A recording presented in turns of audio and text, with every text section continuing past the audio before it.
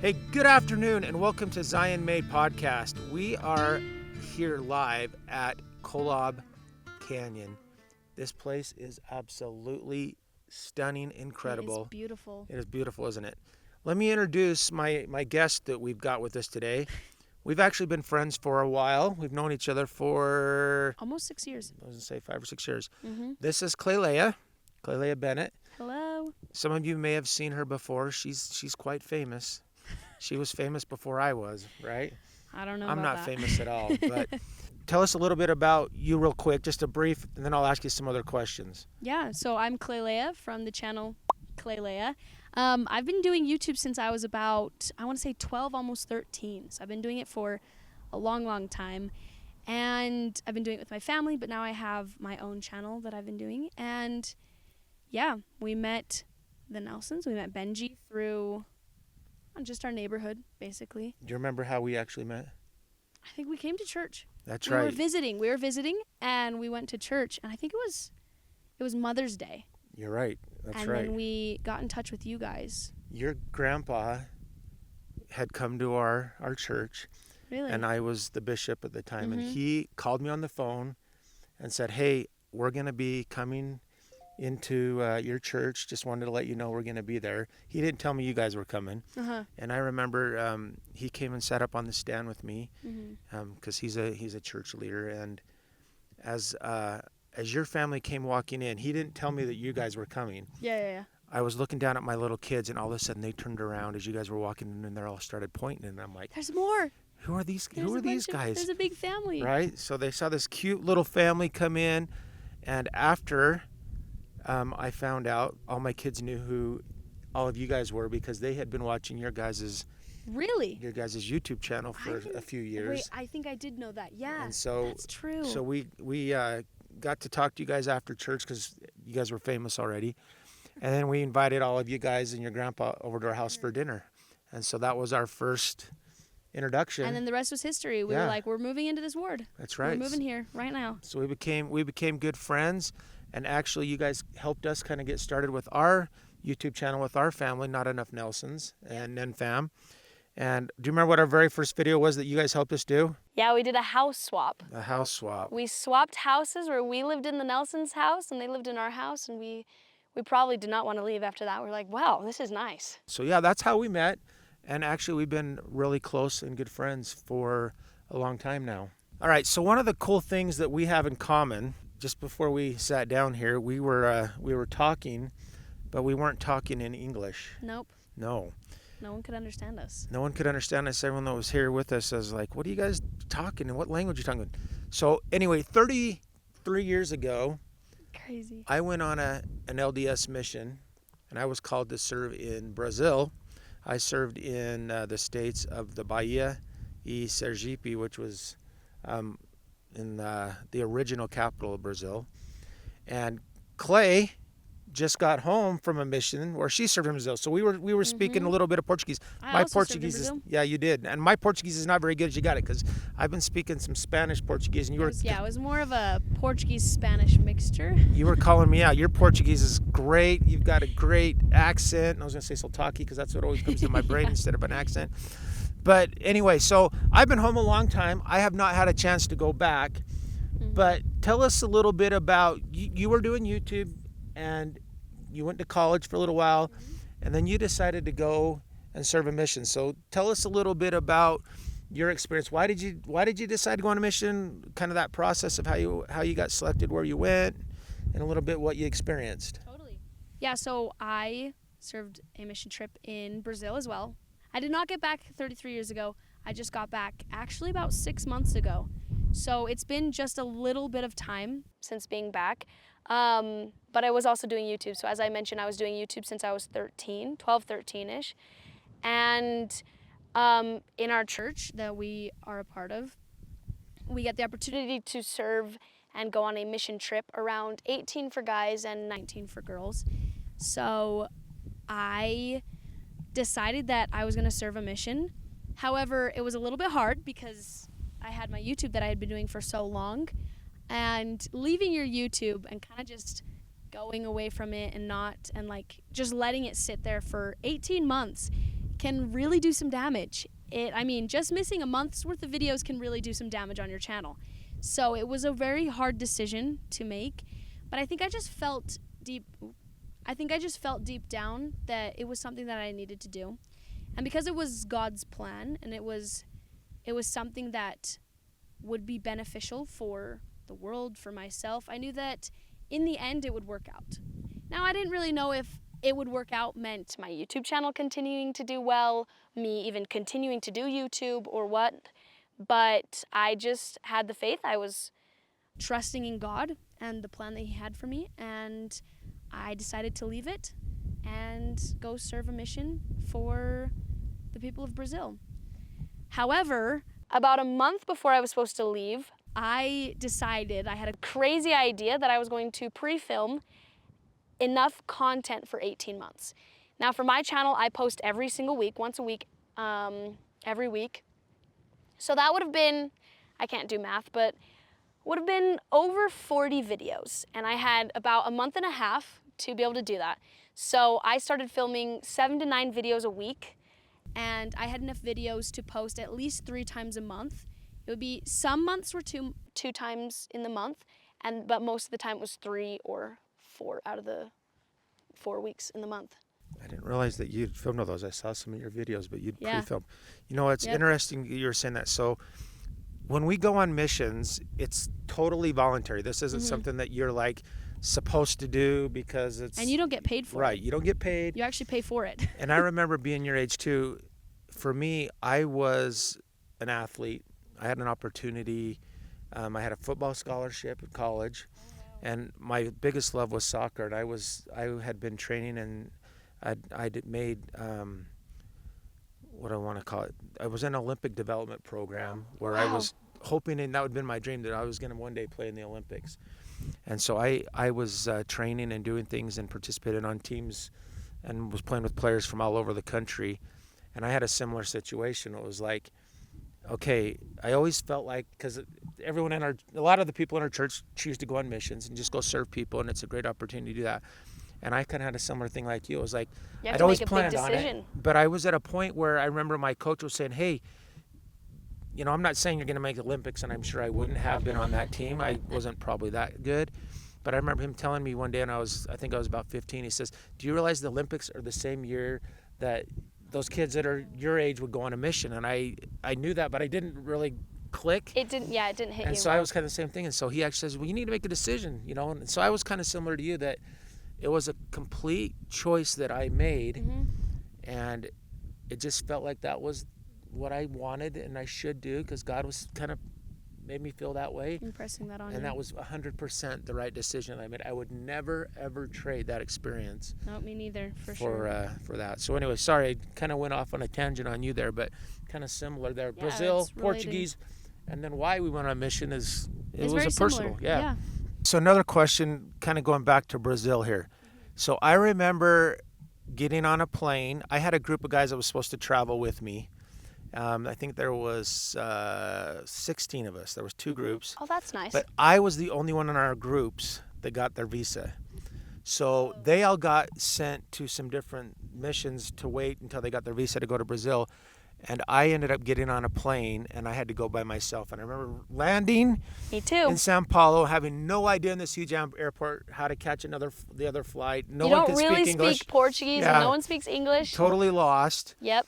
And then I remember I got my way. Actually, I had brought, one of the things that was kind of funny is, so when I came, they sent me with a bunch of needles for shots in your arm, because we always had to get vaccines and stuff during our missions to make sure we were going to be healthy.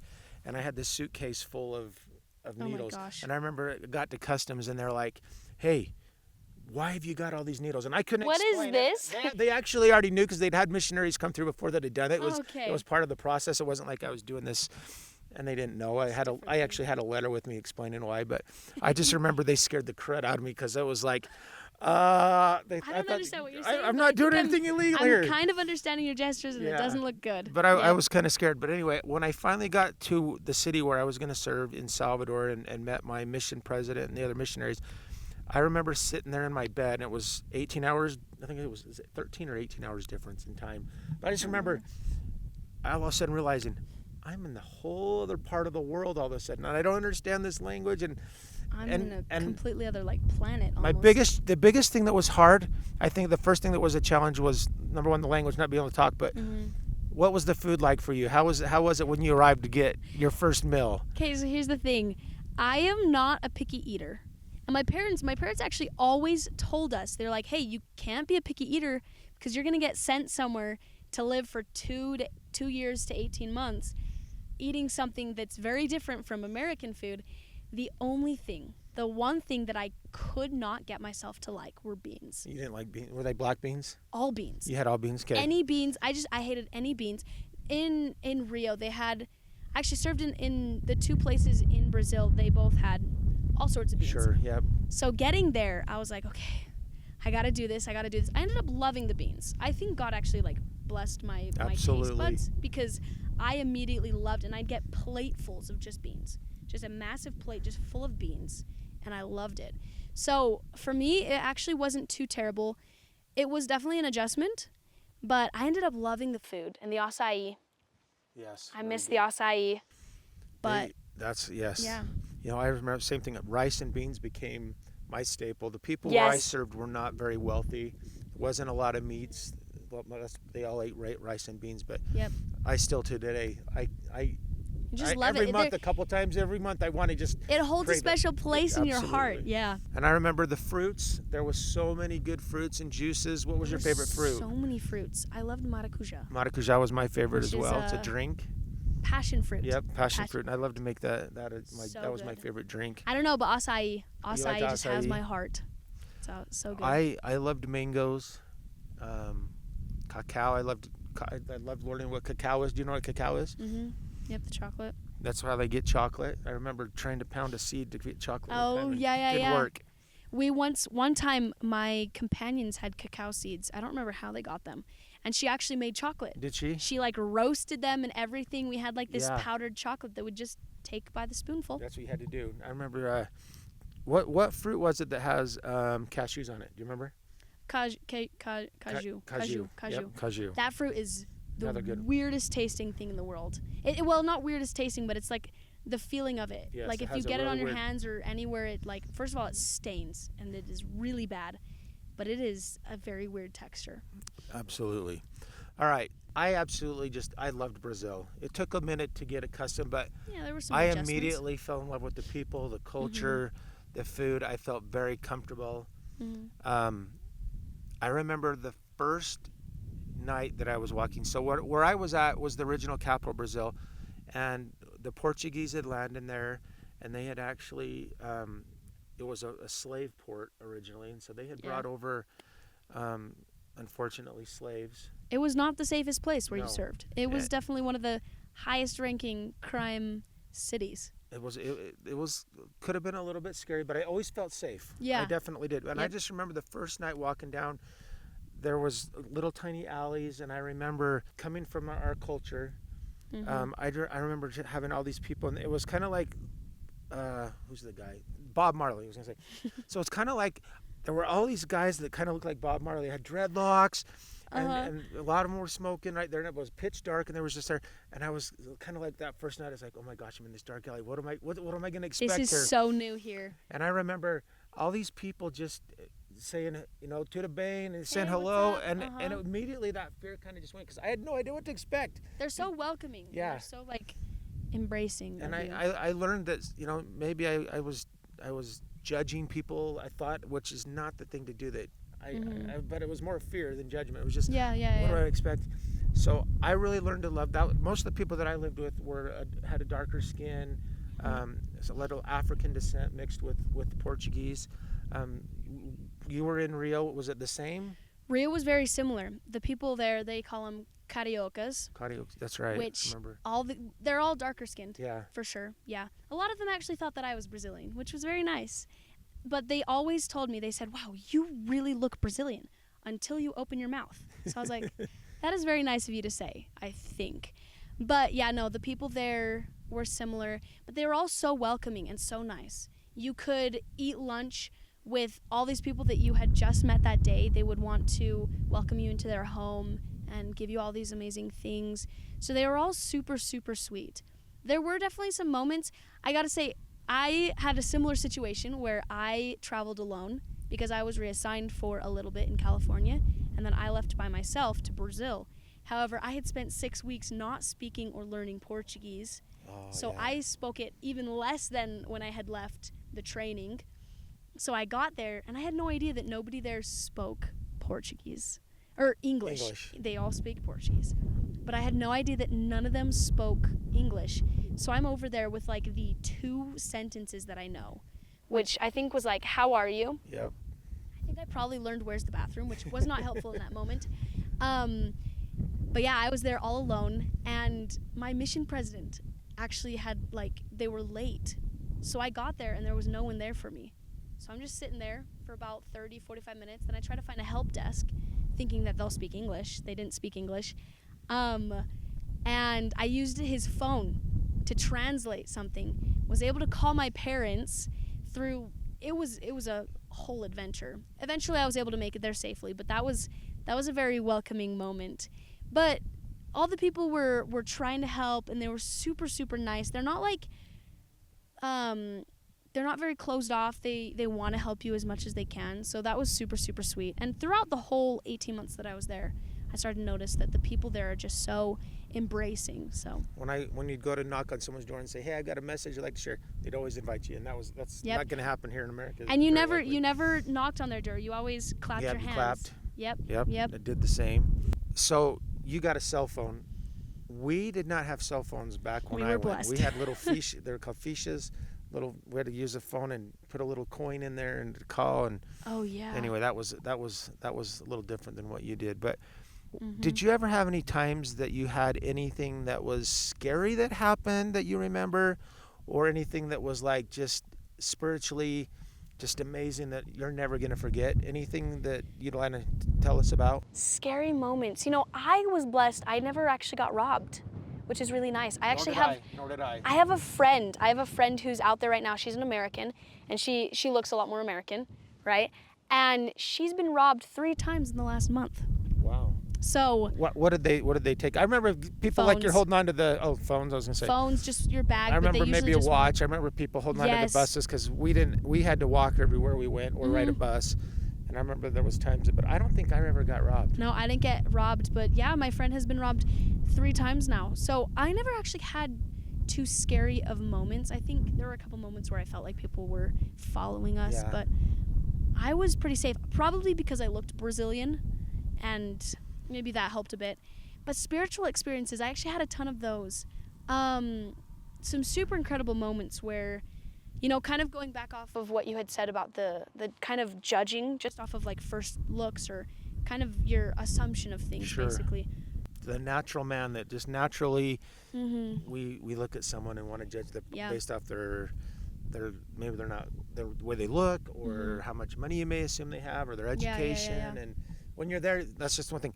You didn't care. But afterwards, afterwards it's like, no, it's all good. So I was in a dark like alleyway, kind of. Actually, it wasn't an alley. We were like walking up this like hill. It's a dirt road. And we see this one guy, huge, super buff. His arm is fully tatted. So I was like, I'm this tiny girl, and my companion's also really small. Like, she's shorter than me. And we're both just walking down this really dark dirt road, and we see this guy walk by, and I felt impressed to go and talk to him. And the first time I was like, I don't really know, I don't know. So we walked past him. But then we were coming back down that street, and he was sitting there on his, kind of just on the sidewalk, basically. And I was like, okay, this time we have to go and talk to him. So we talked to him, and after a couple weeks of teaching him and helping him, he joined the church with his son, actually. Wow. So that was something, that was my first encounter and first moment like that, coming into the mission. And so I think that helped to learn early on to kind of just leave that behind. And after that, I met a ton of other people that looked very intimidating from the beginning, but ended up being super great. And we had this in one of my areas near the end of my mission. This area I loved so much. And we met this family. And we originally were there for the daughter. But when we had gotten there, they had the daughter was there with her dad and her sister. So we decided to start talking to the whole family. And after many weeks of talking to them, he was very unsure because he was, I think he was evangelical. And so he was very unsure of everything. He felt like it was moving too quickly. So we just kept talking to him, gained this bond with him, and eventually they also joined the church. And that was back in, I think, October. It was October. And he is now, their whole family's joined. So it's him, his wife, and his 2 daughters that have joined. And he recently messaged me. He messaged me, I think, a few weeks ago, telling me how he is now one of the leaders in the church. He's the elders quorum counselor. And he's a part of the mission leadership, whatever it's called in the church. I forget what that's called. You forget your English now, don't you? Yeah. The church words I can't remember in English. But yeah, so he's now a great leader. His daughter's actually planning on going on a mission in October. So that was super, super cool to see that kind of chain reaction. That's awesome. So that just bringing me, as you're saying that, one of my favorite shows right now is The Chosen, right? If you haven't seen The Chosen, you need to look for that online. It's amazing. But you can maybe see our family in to it kind too. of explain a little bit about like really what a mission is like, I would say it is so much like The Chosen. You've got the Savior and you've got his 12 apostles that are just going out and teaching and just serving. Teaching and serving, because that's serving. all you do. That's what we did. There were days, one day a week, that's all we would do. We'd go out and we would just actually serve people, do service projects, anything we could find to help people. That's what we would do. Yeah. And then the other days of the week, we're just out there teaching, exactly what they show on The Chosen, testimony, right? Just trying to help exactly. people learn of Christ and understand, why we're here, where we came from, and what opportunities we have after this life, and just trying to bring people peace and comfort and trying to help them, understand why life is hard sometimes, but also how to find peace, which we believe is through Christ. And joy. Absolutely. Pure joy. Absolutely. So, again, my mission, I'll never forget it. As you said, there's people I'm still in contact with. Again, there's sometimes you'd go, oh, I can't see them ever wanting to learn, but those were some of the people that were that had like the most conversion desire to want to learn seriously, and understand about the gospel of Jesus Christ, and you'd see the changes in them, and as you said, the joy. All of a sudden, some of that sadness or the questions, they're just happy and they shine. Yeah, it was just amazing. So absolutely. So Clay, tell us a little bit about, now that you've been home for 6 months, what are your plans? What's the transition been like from serving God and people all the time to coming back into the world and have to get a job and live? What's it like? Well, I'll say that it's been a good 6 months of change and adaptation. Is that a word? Adaptation to the real world, I guess you could say. Real world. I feel like I'm now a little more normal, basically. But it's been great. It's been great being able to take all the things that I've learned from the mission, all the different habits, trying to really serve others and think outside of myself, and put that more into life now. Because you were always with the companions. One of the things, you always are 2 by 2. And now I'm all alone. Now you're all alone. Now I'm completely alone, living in a house just by myself. I didn't think I would survive that, but I'm actually surviving that now, so it's been good. But I'm really trying to take all these things that I'm learning into my work. So I'm continuing to do YouTube, but also trying to share light still, right? Share light and spread this kindness and connectability. Your mission's not over then with what you've been doing. You're saying you're still trying to do it in a new now. way, your own way. Yeah, awesome. Not in Brazil. But so it's been really good. I'm continuing to do YouTube. It's been a rough 5 months, I've got to say, of trying to bring it back up to where it was. So like I had mentioned, I pre-filmed a bunch of content. However, the way YouTube works is things change almost yearly, depending on trends, depending on algorithm changes, all these different times. Your audience is changing because they're getting older, you're getting older, or interested in other things. Yeah, and so for 18 months I was posting certain content, and now I have to completely change that to different audiences, different styles of YouTube. But with that, it's been a rough go, but we're getting there. And I'm trying to be a little bit more intentional, right? Sharing more of my story, sharing more of kind of what I'm learning so that it's more connecting to others. Right. It's real. It's not just about money. It's not just No, about yeah. getting famous. It's how can I really have an impact in other people's lives? And intentional. Yeah, with purpose. Exactly.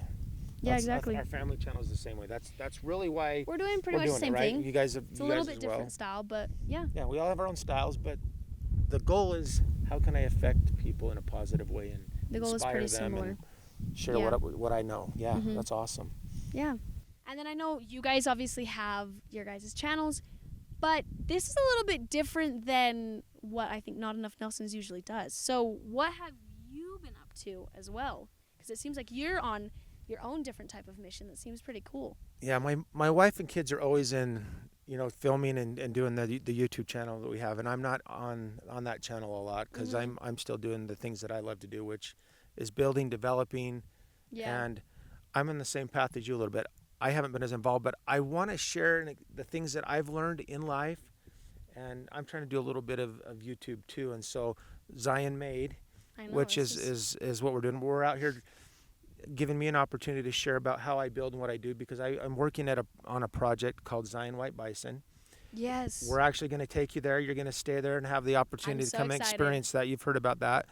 But for the last few years, that's what I've been doing. I've been working with some partners and the owners of the project, and we've been trying to design a vacation resort that people can come to, and not just come and go to a hotel and what are we going to do. It's actually have a place you can come just like this, because this is the setting of where we're at there. Actually come to nature, experience, forget about the world, and just relax and take in all the beauty that's here. And so I've been doing that, and we've been building different themed places for people to come and stay. Indian teepees, covered wagons, mud huts, and different. We've got RV places people can bring their RVs and come and stay.